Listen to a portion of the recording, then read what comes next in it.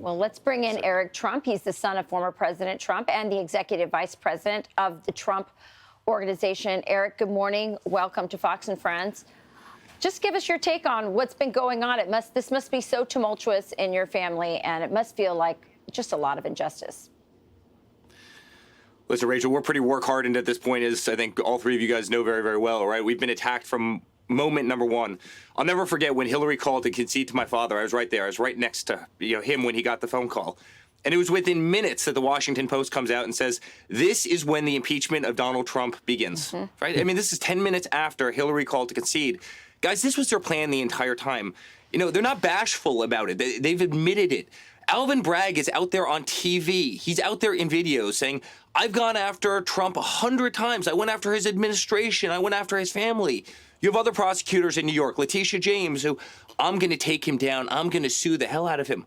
They did this while they campaigned. This isn't after the fact when they, knew something or thought they knew something. This is during a campaign where they're not actually sitting in the seat, where they have no inside information, where they have no relevant facts.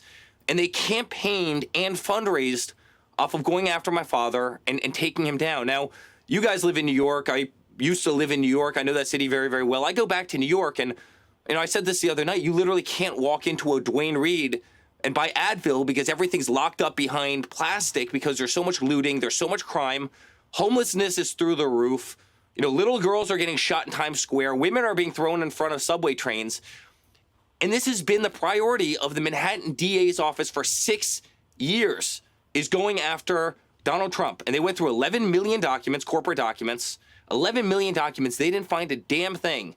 And so on the eve of my father, obviously just running for president, just announcing his candidacy again, when he's up by 35% in the polls, this is how they take him out. Guys, this is a coordinated effort between attorney generals, district attorneys from various different states. They couldn't get him through the executive branch. They tried damn hard. We all know that. We saw that with impeachment 1 and impeachment 2 and all the other hoaxes.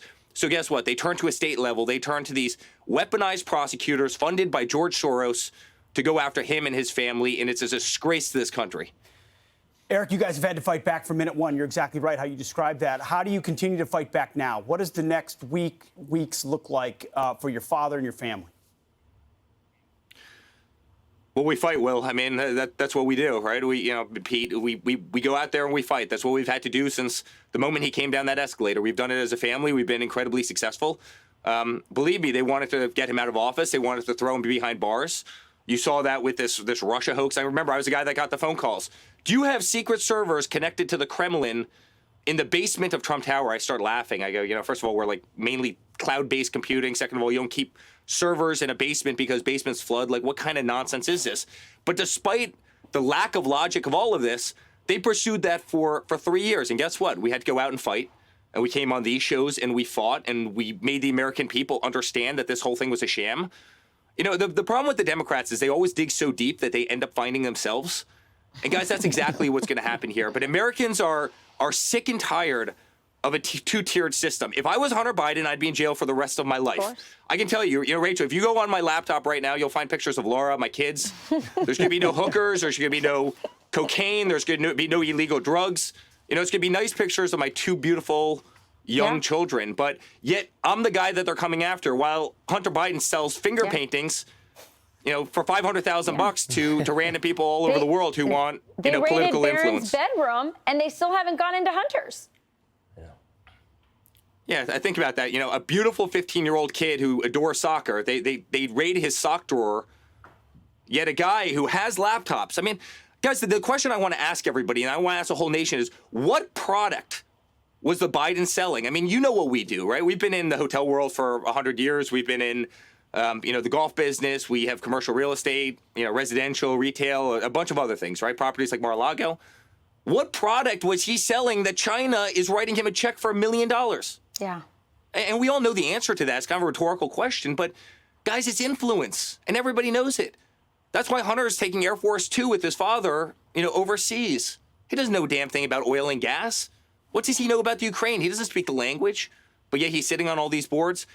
And yet, again, they're raiding Barron's closet, a beautiful 15-year-old kid in high school, and not doing a damn thing about Hunter. People are sick and tired of this two-tier system of justice. And guys, I have to tell you, people in this country understand it. I was on a plane. I was on a commercial flight when this whole indictment broke. People were coming up to me, giving me hugs. The support is unbelievable out there because people understand that we've literally become a banana republic, that they've made a mockery out of our legal system in this country. So, Eric, we've talked this morning about what happens next for your father, what kind of motion, what type of legal process begins starting Tuesday. I'm curious about your belief. I think we have some insight into your father's belief about his prospect for a fair trial in New York. He put this out on Truth Social last night. He said, the judge, quote, assigned to my witch hunt case, a case that has never been charged before, hates me. His name is Juan Manuel Marchand.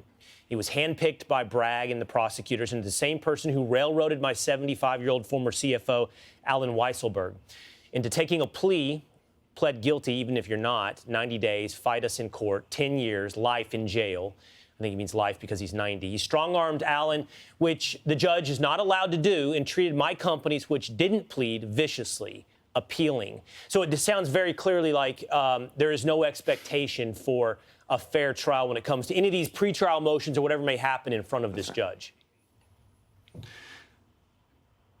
Alan's a good man. I know Alan incredibly well. He's a second father to me. And literally they told Alan, you tell us anything about Trump, you give us anything, give us any little bit of dirt that leads to conviction of Trump and you're gone. You can go sailing away. Guys, that's all this is. Yeah. They put a 75-year-old man in jail because he said that, he wasn't going to cooperate because there was nothing to cooperate with. But that's been their game plan. They've gone after so many people. And just go through the list, not just Alan Weisselberg, right? They've gone through everybody that's close to my father. They've gone through clearly all of us. They've tried to get all of us. They went to Alan Weisselberg. But look at General Flynn. Look what they did to him. Look how they just tried to destroy his life. Look what they did to Manafort. I mean, just go through the list of lawyers that they've attacked, of campaign individuals that they have attacked. They've taken 24, 25-year-old interns in the White House, and they've literally bankrupted them because they go after them. They send them subpoenas. They need to go out and get legal representation. I mean, this is the game that they play. And that's why this, guys, is a coordinated effort. They attack everybody in the inner circle because they think that benefits them.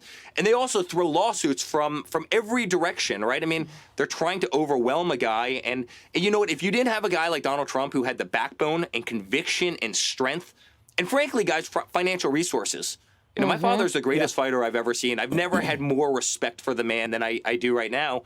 But this is the game that the Democrats play in order to try and win elections. They're vicious. They're absolutely vicious. And I've lived on the front line of it for the last 6 years. Eric, no doubt you have. I can hear the passion in your voice. But it seems Republicans, for the most part, have closed ranks. I mean, you've raised $4 million in the last day after the indictment. The campaign put out a long list, a statement of congressional members, House and Senate, that are supportive of former President Trump. Do you think this has an inverse effect? Does it not ingratiate people more for him and his willingness to fight? Oh, there's no question, Pete. I mean, people are pissed off right now. They are.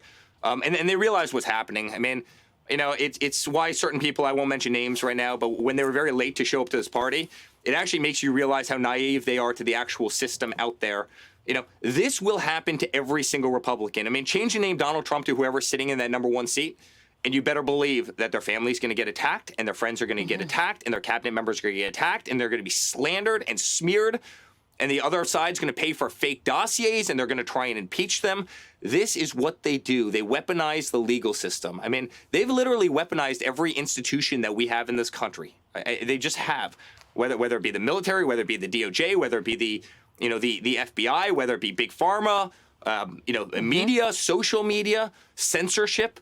That's their playbook. Schools, higher education, lower education, guys, that's their playbook. They weaponize everything to their advantage. Go out and win at the ballot box, but people are sick and tired of indicting a guy who's literally leading by 35 points because, they realize that their candidate can't walk up the stairs to Air Force One without tripping and falling on himself. Yeah, Eric, it's interesting. I do think that there is a groundswell of support for your father because they do feel like this is a political persecution. But a lot of it is also because they look at what's happening to your father and they go, what does that mean for me?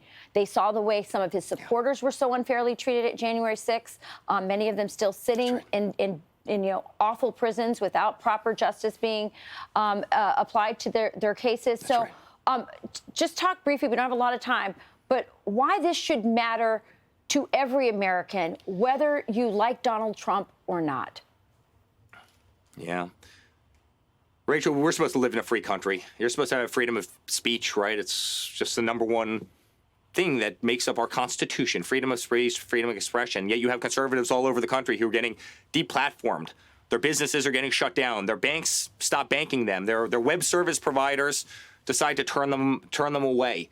They're being targeted by the IRS. You saw what we saw this week, but you also saw what happened under, Barack Obama, where he's literally targeting conservative organizations using the IRS.